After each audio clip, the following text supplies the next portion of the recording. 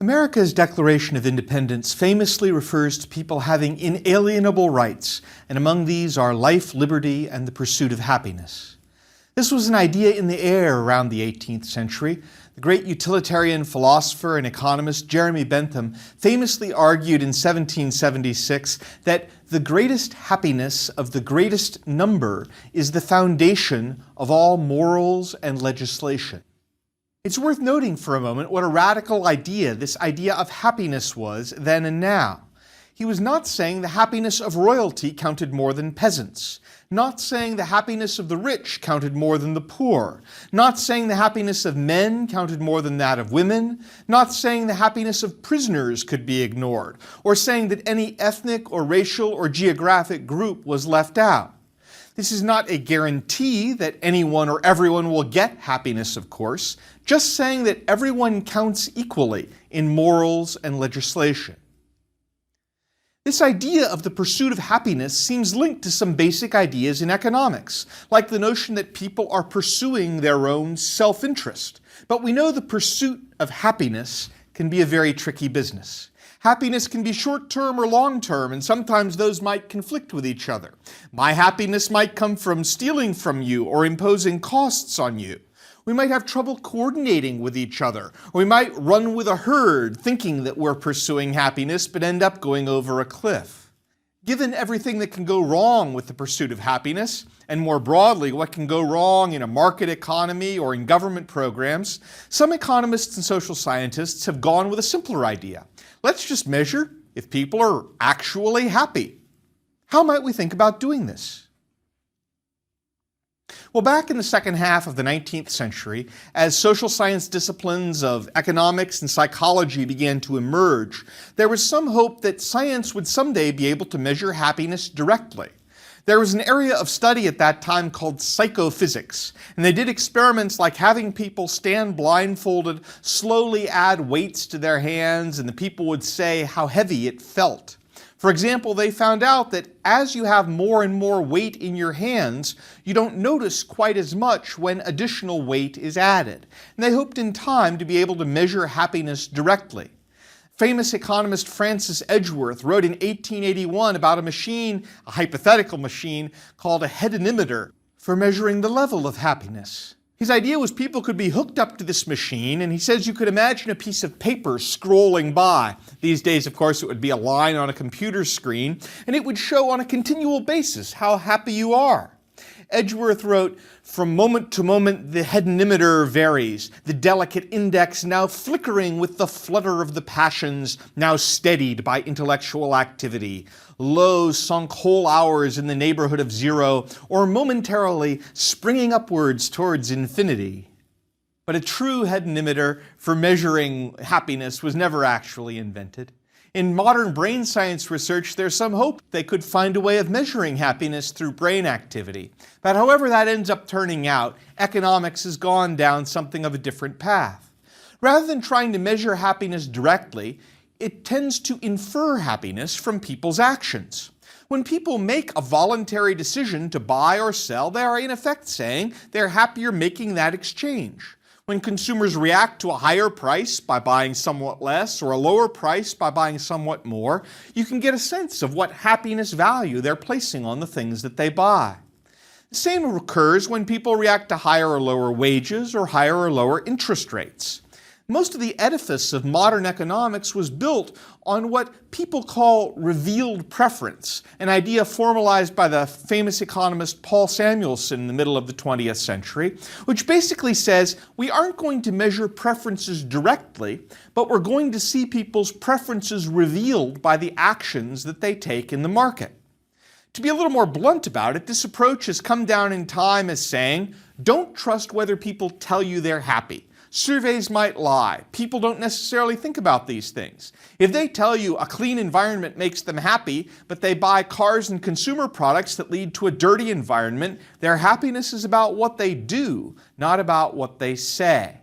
This is a bit in some ways like the perspective we explored about addiction. Here looking at choices more generally, that what people do is what we should really trust, is that what they want.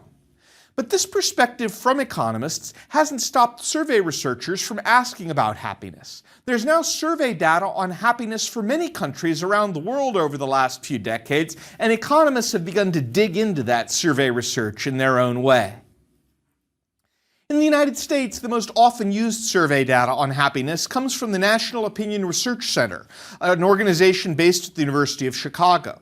One of its surveys, the General Social Survey, is funded by the National Science Foundation, and it asks lots of questions about all sorts of stuff. But starting back in 1972, the General Social Survey has always asked, taken all together, how would you say things are these days? Would you say you are very happy, pretty happy, or not too happy?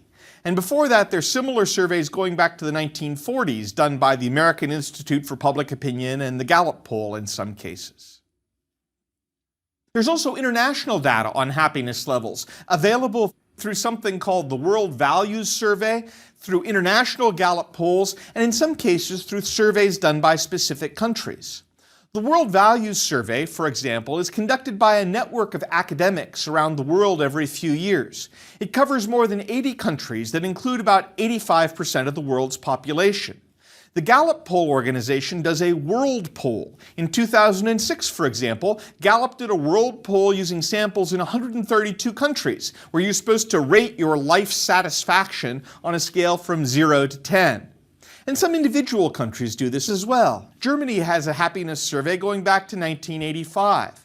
A 2010 study using the German data, which is done by an economist named Bruce Haiti at the University of Melbourne, found that happiness depends substantially on life choices like your spouse, having a desired work-life balance, pursuing altruistic and family goals, and involvement in social, community, and religious activities.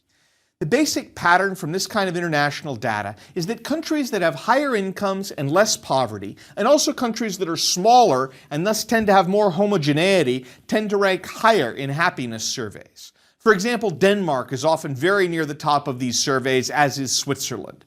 The US tends to rank about 20th, and the lowest countries in terms of happiness are ones you might expect, like Zimbabwe in recent years, where the economy and the government and public health all seem to be melting down. It's possible to get more immediate data about happiness than this national level data. One approach involves having people carry around a little handheld computer that prompts you several times a day to report on what you're doing and how happy it makes you.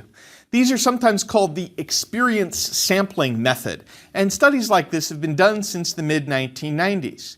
You get a set of menus on your computer, your location, your activity, who you're doing it with, what feelings you're having, how strong these feelings are. And in a way, this all begins to sound a little bit like the hedonimeter from long ago, doesn't it? In the last few years, there's also been studies using what's called the day reconstruction method. At the end of the day, you select activities from a list. You say when you did them, where, with whom, how you felt, and you rank the strength of your various feelings. You can get some very fine-grained detail this way about happiness with specific experiences. Happiness through the day, mornings, afternoons, all sorts of different patterns.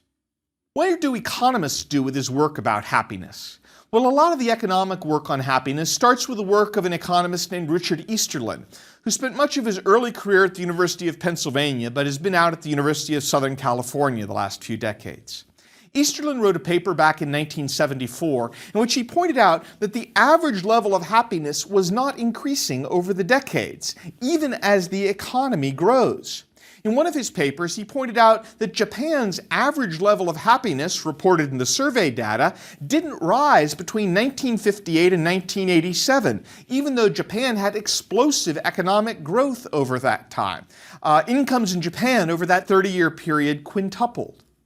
Since then, this general pattern continues to be true. There's lots of evidence about it in other countries. Easterlin also pointed out that at a certain point in time, those with high incomes consistently report greater happiness than those with lower incomes. And these patterns taken together all raise a question. If greater consumption raises happiness, shouldn't average happiness be rising over time as an economy grows? Or is it true that happiness mainly is just relative to being better off than others? Some have interpreted this second piece of evidence to argue that economic growth doesn't bring happiness. In other words, if we just didn't have economic growth, we would all be reporting just about the same level of happiness as we've been reporting with it. But there is an alternative explanation. When someone says they're average happy this year and someone else says their average level of happiness in 1970, that doesn't mean the person in 1970 wouldn't be happy having all the stuff from the present, or the person from this year would be happy going back to the standard of living in 1970. Compared to the past, the economy is much larger. There's all sorts of new technology, larger houses, more education and healthcare, longer lives. Some of the most noxious forms of air and water pollution have been reduced or cleaned up. What seems to happen in happiness surveys is that people answer them in the context of a certain place and time, and they adapt their expectations to that place and time. Now let's hold on to this idea that happiness levels adapt to changing circumstances, because we'll be coming back to it in a moment or two. If you look at international data, the data of happiness of people in high-income countries and low-income countries at a point in time seems to show that as you get to richer and richer countries, there's no evidence that the increase in income at any point stops making people happier. Of course, it takes more money to raise the happiness of a rich person than a poor one, but in proportional terms, the effect is fairly similar. For example, a 10% increase in income seems to give about the same increase in happiness, whether it's from a base of a country that has $40,000 in economic output per person, or $10,000 per person, or $2,000 per person. The fact that average happiness doesn't rise over time is evidence that people adapt to changes. It doesn't mean people don't want those changes. Now, these patterns of adaptation can be pretty extreme. There was a classic study in the 1970s which looked at extreme life events like winning the lottery or becoming a paraplegic, and they looked at happiness data from those sorts of people. In both cases, they found the event caused a change in reported happiness in the short run. It was also found a year or two down the road, you were largely back to the original level of happiness before the event had occurred. People adapt.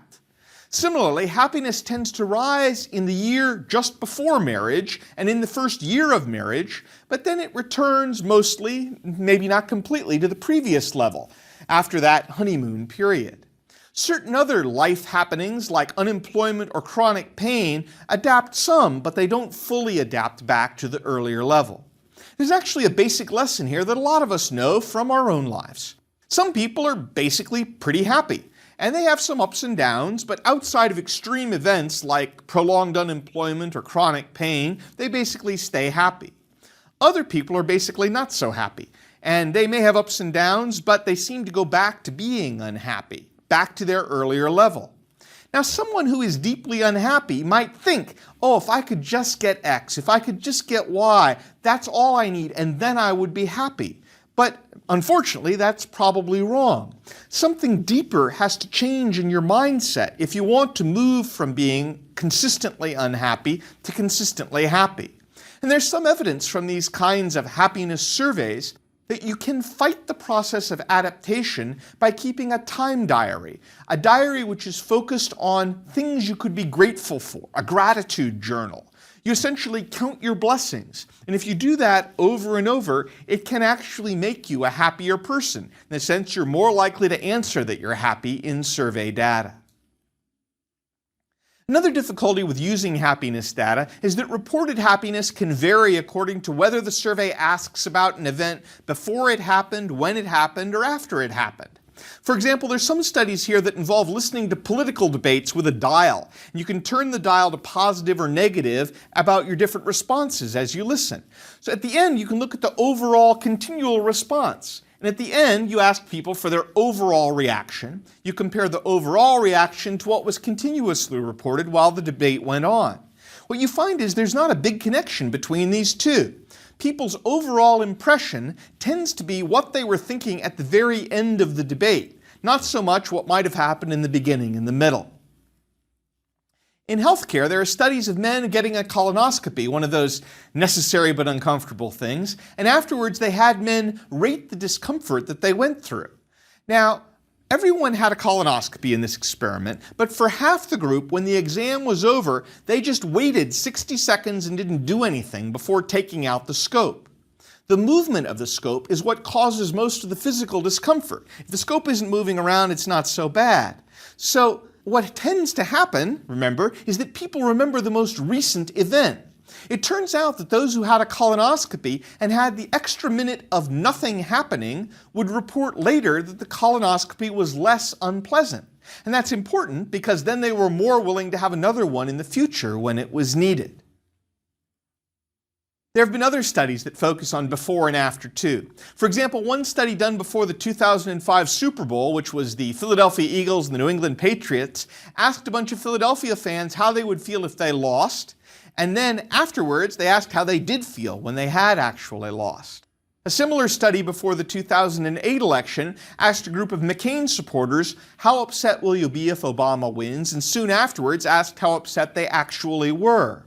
Well, it's worth remembering here what we said in our earlier lectures about myopia. In general, people are not that great at predicting how they will feel.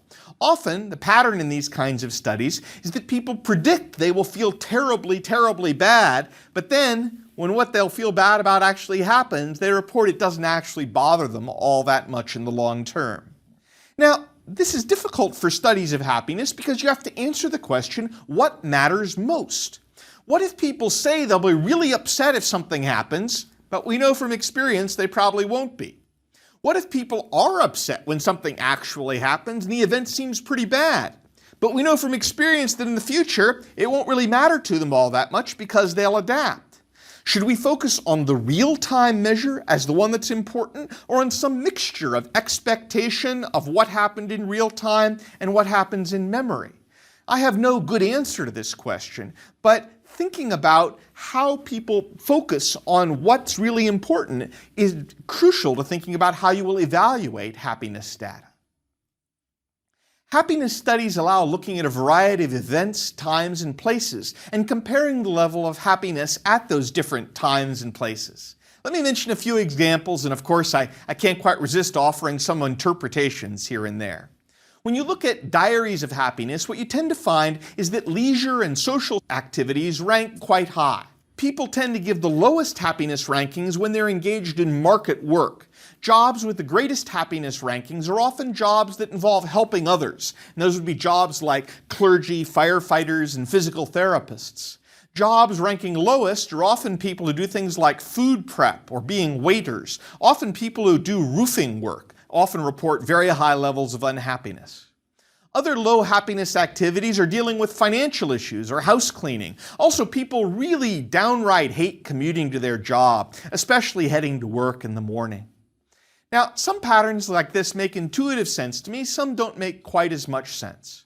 For example, one that makes sense is that African Americans in general are more happy.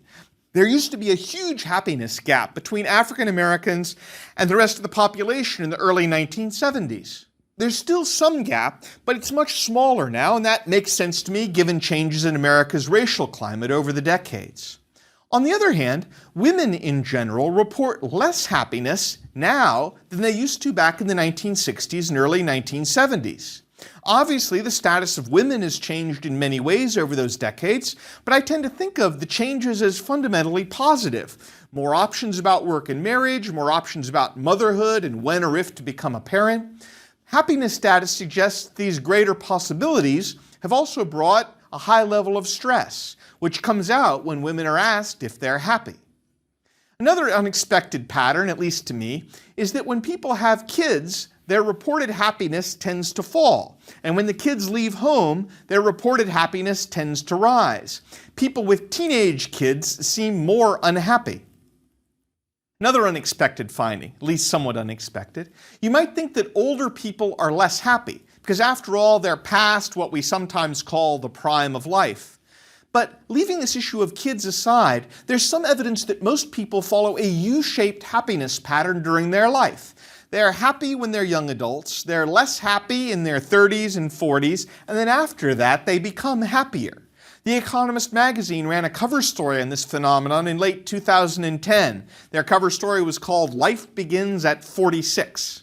Now, just to be clear, while the specific yearly low point varies a lot across people and places, this general U-shaped pattern of happiness holds strongly over time. It holds for different people born at different times and different generations over the 40 or so years of data we've got. It holds for people with kids and without kids. It holds in international data. It holds for high-income countries and low-income countries. Again, the exact lowest point in the U-shape varies, but this pattern of U-shaped happiness over one's lifetime does seem to be a fairly robust pattern. Why is it that people get happier as they age? Well, a lot of it seems to be a better ability to manage your emotional state. Again, happiness isn't so much about what's happening to you, but about yourself and how you react to it. This is sort of a cheerful result for those of us on the other side of our 40s. Maybe that describes you as well as me. And for those in their late 30s and early 40s feeling grim about life, we can say that on average, at least, you will feel better about it in the future. In these kinds of studies, there are lots of quirky stuff as well that affects happiness. For example, one study asked people to fill out a happiness survey, but before doing so, it asked them to photocopy something. When the people went off to the photocopy machine, half of the people found a dime sitting on the machine, and they typically took it and kept it. Those people, with their dime, reported higher satisfaction with life on the survey. Similarly, weather influences happiness surveys. And you can push a happiness result up or down by asking about good events first or bad events first. There's a lot of work being done on happiness issues. That said, I think all of this work faces an unavoidable limitation, which is that the goal of happiness itself probably isn't a sufficient way of phrasing the goal that most people really have for their lives. Let's reflect together for a moment on the question, are you pursuing happiness? Think of the activities in your life, work, friends, marriage, parenthood, community. Is happiness the right description for what you seek in those areas? Definitions of happiness in dictionaries tend to use terms like contentment, joy, and pleasure. The problem is there are a lot of ways of getting contentment and a lot of possible roads to travel. Some of those roads can be a little bit rocky along the way. Have you ever wondered if your life might be happier if you found a job that was simpler and had less responsibility? Maybe you could just do your job and spend as much of your income on entertainment and travel as possible, or maybe on trying to help others. When you think about going through dating and marriage with all the ups and downs along the way, it seems reasonable to ask, is this really about my happiness? When you think about parenthood, sure, it can be a source of contentment and joy and pleasure, but when you're neck deep in helping a child through an infinitely long science project some evening, or some even harder problem, is it really about your happiness there? A lot of days, if you were to ask me if my day was a happy one, it might be hard for me to say yes. I had too much to do, I didn't feel like it got done well. At the end of it all, I'm tired. Sure, I try to have a sense of humor about it, but if someone said rank your happiness on a scale from 1 to 10, I might not give a very high number, or the number might vary a lot according to other fairly trivial influences. These sorts of questions matter for economics and economic policy because they go to the question of in what ways or how much should we pay attention to the results from happiness research when we think about public policy. Government by survey, especially a survey based on the word happiness, seems fraught with difficulties. Maybe the best known example here is from the country of Bhutan. It's a country with fewer than 1 million people. But they have announced that as their official policy, instead of having gross domestic product, or GDP, they will measure gross happiness product. Now, this is one of those proposals that makes economists roll their eyes a bit because it involves so much conceptual confusion it's almost hard to figure out. The idea of gross happiness, not GDP, is a bit like saying for weather reports, let's not do statistics on temperature and precipitation and humidity and storms, let's just measure if the weather is good or not. Now, there is some value to this. It's good not to focus on a single statistic. Gross domestic product is clearly inadequate as a measure of national well-being. In fact, any single measure is going to be inadequate. There's nothing wrong with having a lot of different complementary statistics, including statistics on the environment and health, education, workplace, leisure, and others. Indeed, the US government and many others do what are called satellite accounts. That is, they publish statistics on economic output, and they also put together statistics on environment, infrastructure, health, education, and so on, and they leave it up to people who are reading these statistics. Do you want to try and combine these with economic output or not? After all, reality is multidimensional. Statistics can be multidimensional too. From this point of view, there's certainly nothing wrong with having some measure included, which would be a survey measure of subjective well-being. Add it to the rest of the pile. Certain national governments, including the United Kingdom and Australia, are committed to producing national measures of subjective well-being in this spirit, as a satellite and a supplement to more conventional economic statistics. But as you do that, it's important to remember measures of happiness are inadequate in a different way as well. Happiness as a general concept is so broad and uncertain that it's just not clear what's being captured by that measure. Also, survey data in many countries is tricky to interpret. Call me a cynic, but if the people of Bhutan report in a survey that they're incredibly happy, how much do I trust that? I don't mean to pick on Bhutan. I probably trust a survey in Bhutan ahead of a lot of places, but still, you just have to always wonder about survey data. Happiness, at least as that idea is captured in survey data, is probably too shallow a concept to represent what most people hope to really achieve in their lives. And this has long been recognized, of course. Back in the world of the 18th and 19th century philosophers and economists like John Stuart Mill, they wrote about utilitarianism, this idea of the greatest happiness of the greatest number. And John Stuart Mill made an extended argument that pleasure wasn't enough. He said, for example, we wouldn't agree to be a dog because dogs are so happy, or we wouldn't agree to be someone who is happy because they have no conscience. Mill wrote, "It is better to be a human being dissatisfied than a pig satisfied. It is better to be Socrates dissatisfied than a fool satisfied." The modern economist and philosopher who's probably considered these questions most deeply is Amartya Sen, who won the Nobel Prize in Economics in 1998.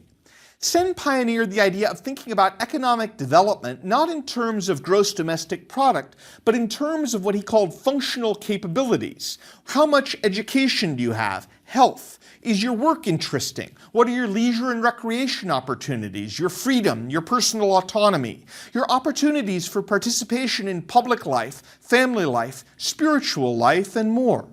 This idea of capabilities gets away from thinking about economic output as the main goal of society, but it also avoids depending just on survey data about whether people say they're happy or not. In fact, Sen's work inspired a work from the United Nations Development Office called the Human Development Index, which has now been compiled since 1990.